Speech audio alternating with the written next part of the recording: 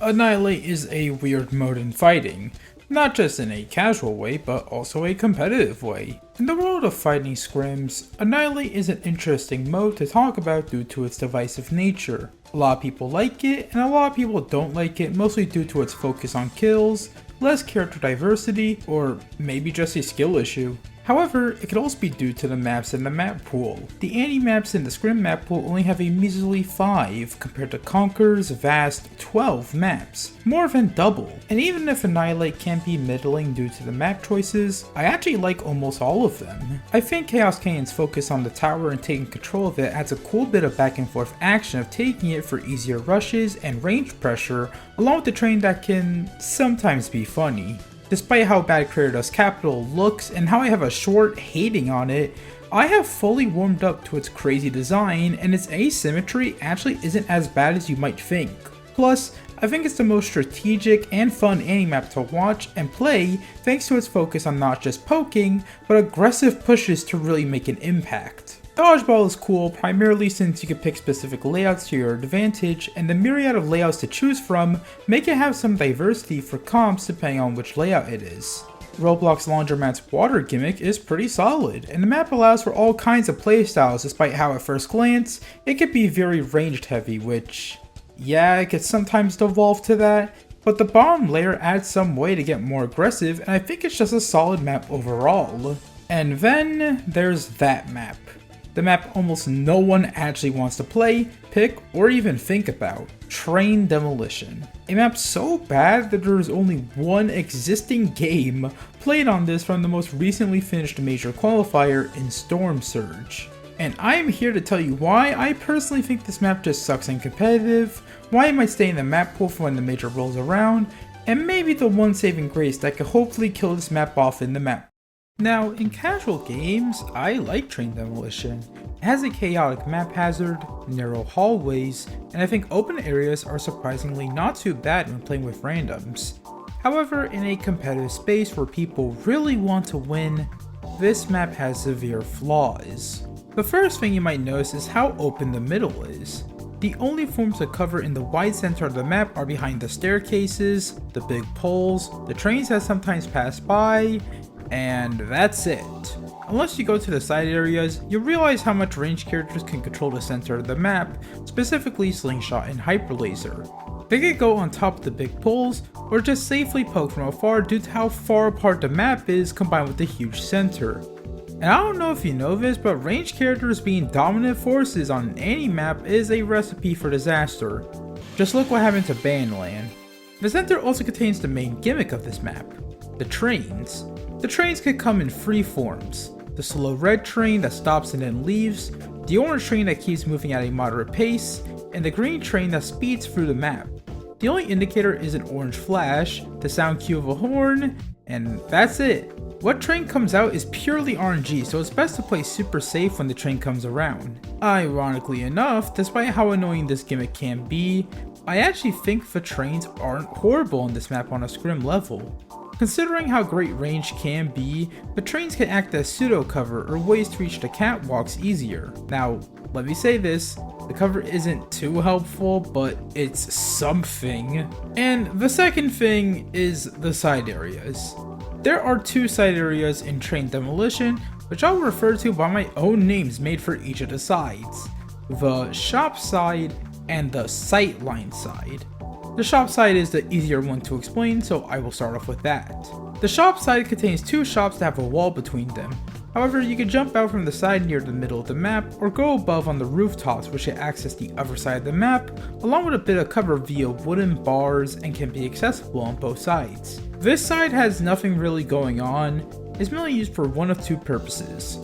You either rush the enemy spawn with your team from above and other angles thanks to the height advantage, or you are running bunker comps. Granted, bunkering on Train Demolition isn't recommended and is usually unviable due to the fact that most fighter ults negate the entire strategy.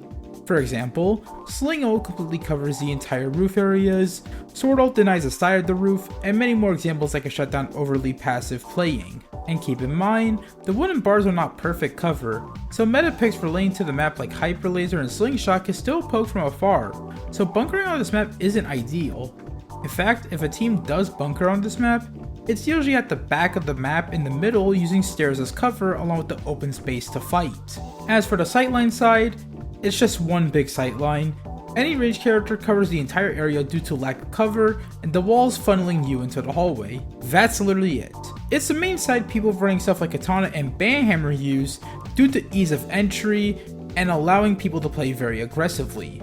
But considering how much of a huge advantage ranged characters have on this map already, this just adds to the advantages of using them as they benefit too much from the space. However, there's one aspect of the map that makes it really uncompetitive, despite the plethora of issues I just mentioned, and why I just don't see this map really staying for too long. So, almost every spawn area in fighting usually is from one spawn point. The only real exceptions to this are maps where it isn't a big deal, or maps that are outright banned from competitive as a whole. For example, Bank is a banned map, and maps like Doomspire barely affects games as it all leads to the same spot, and there's more to come. But for some reason, Train Demolition unfortunately includes two spawn areas that are random, one for each side of the map for the shops and the sightline. This can be pretty awful for grouping up, as being on opposite sides of the map separated by one huge sightline can be pretty annoying, especially if the enemy is rushing one side of the map. This can mean you can't reliably stop enemy pushes, as you can spawn on the wrong side of the map and be unable to help out because of it, and your teammates might get swept off of respawn once more. Combined with how omnipresent range are in this regard, aggressive teams can completely snowball out of your own control due to the respawns and can be a nightmare to try and contain. There is more to these spawn areas, but that's kind of the short form version of it. So, aggro teams can snowball too much, bunker strats can be done, and ranged characters control the entire layout of the map. Surely there should be a better option, right? Well, no, not really. Removing the map can be a bit of a weird thing to do, as 4 anti-maps isn't really acceptable and we have to unfortunately maintain 5 anti-maps. We have to also include an anti-map that is able to be played in open server normally, and the options are horrible. To name a few, Roblox Bank is way too cramped and has too many awkward layout designs that can impact its viability. Hotel Elephant can be better with no hazards, and people have campaigned for it, so I wouldn't mind trying it out, but it feels like a map that will be heavily reliant on bunkering and spawn despite the amount of walls. Bandland and Domino Valley will forever be dominated by ranged, so almost no one would want them, especially since Bandland being allowed before showed how awful of an experience it could possibly be. There is obviously more, but that's the rundown of how many anti-maps aren't really fit for the map pool. It's not necessarily a bad thing, it's just unfortunate for the competitive side of things. However, with the layouts coming out, there seems to be a glimmer of hope. A part of these layouts is Sector 7, which has a ton of potential. Lots of places where range can work, but has enough cover and flank paths where melees and aggressive fighters can work out as well without leaning towards one side fully. And since they fixed the issues of cramped hallways with nothing, I can see this map being an easy slot in as a 5th anti-map where the map gets a finished design and such. Try it out for yourself, it's genuinely not a bad layout. And even if it has some issues relating to the spawn areas, you are competing with Train Demolition, so the bar is in the depths of hell at this point. And this isn't related to the topic at hand or anything, but trying to get footage of Train Demolition in scrims is near impossible. When it comes to the Storm Surge qualifier for the major, Train Demolition was played a total of 2 times. This was in Prestigious Pros vs Eviscerate and Prestigious Pros vs Overclock, and unfortunately the latter game is lost media, which means that an insane upset is lost of time, and the former game was unfortunately a stomp, because Prestigious Pros love picking this map all the time, and Eviscerate were just not ready for what was going to come to them. And also, sorry if this video might have mistakes, I mostly made this for my pure hatred of Train Demolition and because I'm a passionate person for the competitive side of things. Yeah, sorry if anything is wrong here. Either way, I wait for the day this map gets removed because of how bad it is, and it will hopefully be removed when Sector 7 gets an official design. Sometime, someday.